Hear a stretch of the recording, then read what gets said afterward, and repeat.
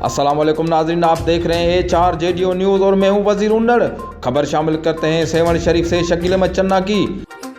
Seven शरीफ जहां कायम Syed Abdullah Shah institute of medical science अस्पताल में इलाज के लिए आने वाले मरीज रजब अली सोलंकी पर नामालूम अफराद का अस्पताल के अंदर हमला। सेवन पुलिस इंतजामिया मुकम्मल खामोश तमाशाई बनी रही। मजीद जानते हैं सेवन शरीफ से HRJDO न्यूज़ के रिपोर्टर शकील अहमद चन्ना से। जी शकील, तफसील बताइए।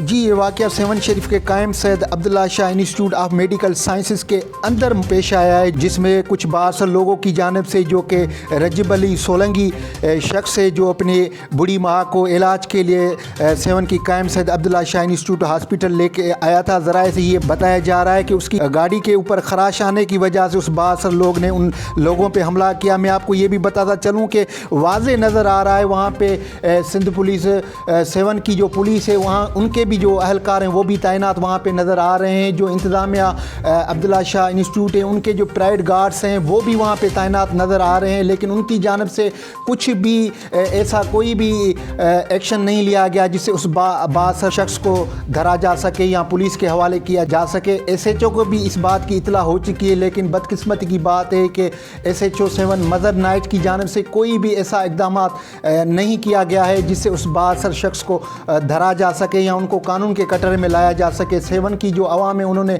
IG सिंध से मुतालबा किया है और SSP जामशुर अमजद शेख से भी ये मुतालबा किया है कि ऐसे बासर लोगों के खिलाफ फिलफोर कार्रवाई करके उनको कानून के कटरे में खड़ा किया जाए।